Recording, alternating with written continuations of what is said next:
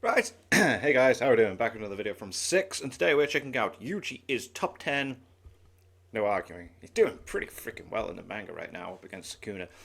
Throwing out all those goddamn black flashes. It's like, what is happening, man?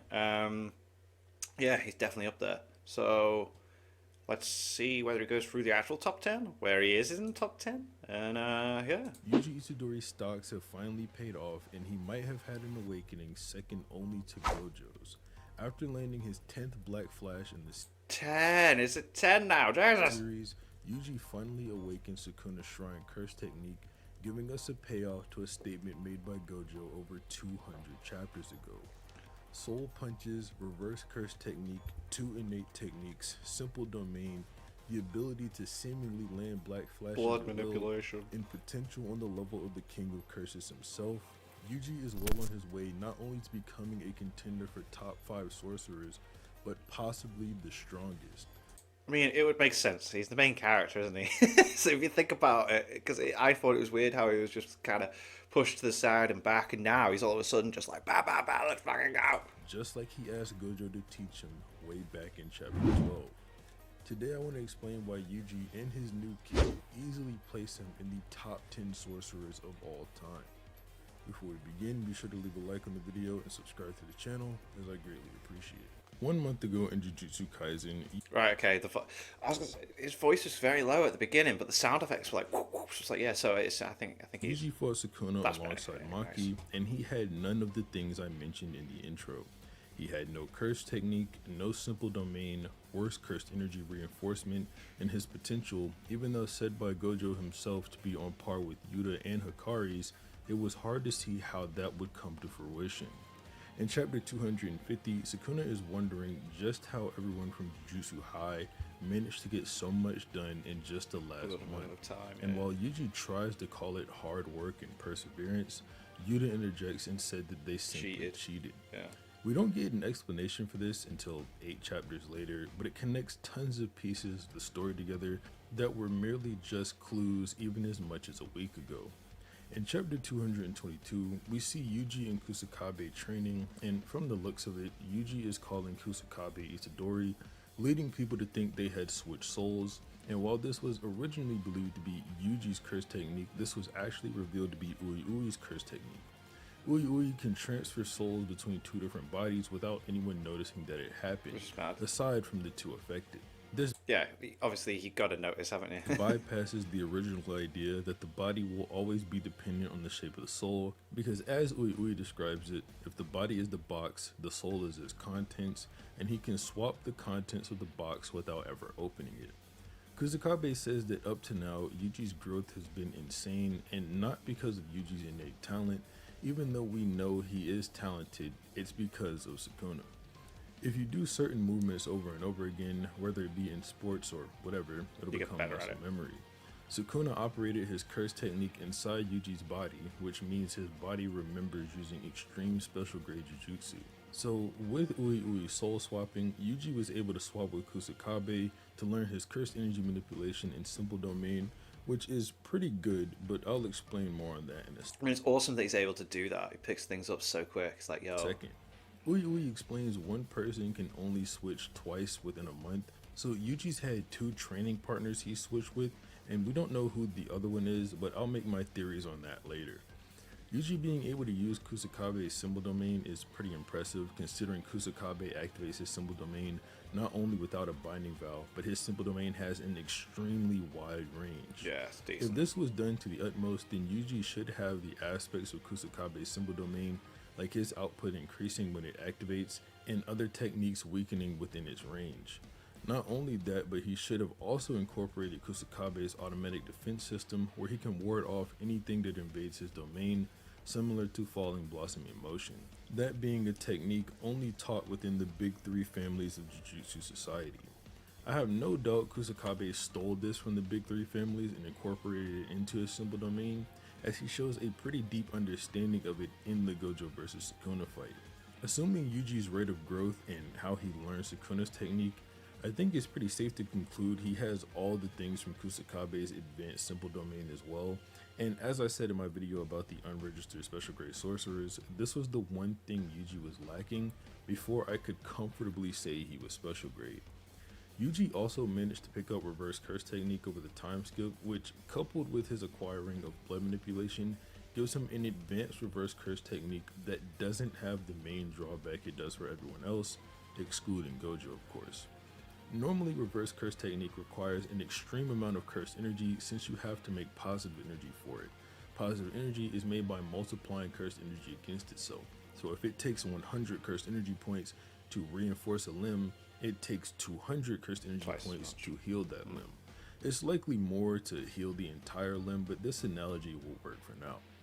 Anyway, like I said, someone like Gojo doesn't have to worry about this because his cursed energy expended is virtually always at 0. Yeah. And not only that, he's got a He lot is an of exemption to the rules. Yuji, and by extension Choso, can turn cursed energy into blood, and their bodies allow them to compensate for the technical aspects of the technique, meaning the cursed energy drain is even lower than I previously stated. Yuji isn't someone with an immense cursed energy supply, so the fact that he can heal from life-threatening wounds as many times as he has should just show you how overpowered his reverse curse technique actually is. Take for example Sukuna losing his arms by them being cut off. Yuji is immune to this. As long as the limb still exists, he can just reattach it with blood manipulation, and we see that in the latest chapter 258 when his leg gets cut off and he simply reattaches it in the next panel. Choso also makes use of this in his fight with Kenjaku, throwing his limb across the battlefield to grab Kenjaku and putting it back on his own arm.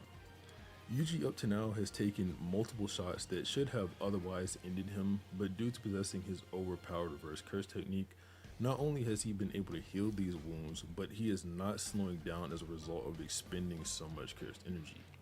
To give a comparative example, Yuta and Sendai Colony use reverse curse technique on one life-threatening move from Kuroroshi and healed the limb from a point-blank granite blast with Ryu, on top of 1 or 2 other times with Uro, and they mention he's starting to see the bottom of his almost limitless cursed energy pool. Before someone brings it up, yeah, I know Yuta also used positive energy on Kuroroshi to exercise it, but since positive energy is poison to cursed spirits, I doubt it was a massive amount. At most, it's just adding another time to use reverse curse technique, so 5 in total. And on top of that, the only one of them that was life-threatening was so you could kind of say, like, if you just used like a Pokemon kind of thing where, like, water is super effective against fire. So if you find a fire type, like any other type, does damage, you just use half as much water because it's effective against it. When Kuroroshi did whenever he put the roaches inside of Yuta. Meanwhile, Yuji has healed from life-threatening wounds 4 or 5 times now. Quite a few times, yeah. Still going. I know it's the same amount as Yuta, but the point is Yuji has lower cursed energy reserves than Yuta, and far lower at that, so it's still pretty insane that he's able to pull this off. Up to now, I guess I've only mentioned this in the context of Yuji's ability to amplify his reverse curse technique with it, but one of Yuji's 2 innate curse techniques is blood manipulation, one of the curse techniques of the big 3 families in Jujutsu Society. This makes Yuji extremely effective against cursed spirits, as human blood mixing with curses is poison to them. This also gives him access to Flowing Red Scale, a move that amplifies your physical stats. Choso used this on Yuji back in their fight with Shibuya, probably not by a massive amount since Yuji could still keep up with him before and after, but enough to catch your opponent off guard with an initial rush. Choso used it on Yuji and comboed him afterwards with the sudden increase in speed. You can further increase this ability by taking it to Flowing Red Scale stack, which just increases the output of the technique. Additionally, this technique can be used and focused on the eyes for an insane increase in reaction speed. Piercing blood is also a pretty good application of... It is mad what you can do with the blood manipulation, man. It's so cool. It just looks like basically when you first see it that they can just throw blood around, but you can do stuff to your body with it as well. It's awesome. Blood manipulation, but as Choso mentioned, Yuji can't properly condense the blood, so his piercing blood isn't as effective as it should be, although this was a statement that was made pre-awakening, so it's possible Yuji could now do this even more effectively as he's doing possibly on the same level as Choso. Yuji's also been shown to make his blood explode, which could hint to him also having learned Supernova, although I don't think it's too likely. It took Choso 150 years to develop that technique, and the most blood Yuji has been shown to explode is one orb, and the explosion isn't that massive. But just like the last thing I said, this was pre-awakening, so he could be able to use it now. Yuji's use of Shrine isn't all that impressive as called out by Sukuna. Since he just learned the technique, the output isn't that special, and it's slightly different due to the era it was manifested in, although the exact manifested differences aren't known as of right now. Yuji also only gives Sukuna a few paper cuts even when he's using Cleave, so we'll have to wait and see how Yuji grows this technique as the fight goes on. However, since he does have access to Shrine, he should also have access to Sukuna's Fire, or what we now know as the Furnace. Although it came out a good amount of time ago, the fan book, which just got officially translated to English, gives us a description on Sukuna's curse technique and says that the fire and slashes are a part of the same curse technique. It reads, "The slaughtering slash and hellfire unleashed by the king of..." Oh, mate, these books getting translated are gonna like add to the power scaling and bring up some discussions with JJK YouTubers now, aren't they? Oh, awesome. Curses. It is said that a curse technique can normally only hold the one type of attribute, but this curse technique is confirmed to have at least two types, slash and fire. Its power is naturally on another level, even among curse techniques with special properties. Also, once activated, he can instantly cleave an opponent, dismantle them, and burn them to their very cores. There are few who can fight against this curse technique head to head for even a second. Many are reduced to nothingness before they even have a chance to fight back. I want everyone to keep in mind what I just read. Yuji now has that curse technique and the potential of the man who can use it to its full capacity. And with him constantly landing black flashes, a total of 6 after awakening the curse technique, it's only a matter of time before Yuji can fully use Shrine at its full capacity. Speaking of black flashes, Yuji has literally been landing black flashes like nothing. Yeah. In chapter 257 alone, Yuji landed 6 different black flashes on Sukuna. He was getting People had pissed off all over originally his thought Sukuna. Yuji He's like, what's landed going 8 on? consecutive black flashes, but chapter 258 confirms he only hit 7, and one of the black flashes in 257 were Sukuna's black flash. Yuji's black flashes aren't normal though, due to his ability to perceive the soul and attack not only that, but the barrier in between two souls in the case of reincarnated sorcerers. You essentially get nerfed on 2 different fronts when he strikes you. Just to name some sorcerers who are extremely susceptible to Yuji's strikes: Kashimo, Sukuna, Ryu, Uro, Yorozu, Uraume, and Reggie. Basically, any sorcerer that was reincarnated onto another person's body could have the barrier between their souls struck and lose control over their body and have their output fall, even despite the other soul's participation or lack thereof. As Megami didn't care to come back out, but Yuji's punches still nerf Sukuna. Yeah. Beyond this though, striking the actual soul is a good way to weaken someone. Mahito mentions that Hanami had a restricted soul and they could be much stronger. Soul damage also can't be healed normally via reverse curse technique. You need to be able to perceive the outline of your soul in order to heal it with reverse curse technique. And not only is that the case, most sorcerers don't reinforce their soul with cursed energy because they're simply unaware of it. That just makes Yuji all the more deadly. So Yuji's potential is extremely high, but like I mentioned in the beginning of the video, I think he's already a top 10 sorcerer of all time. So I'd like to go over why I think he can keep up with some of the strongest. Okay, yeah, here we go. Past Why is he in opponents that and benchmarks list? have been far surpassed. To start, I'd like to go over the disaster curses in Mahito. While Yuji has never met Dogon, he fought Hanami with Todo and almost pulled off a win.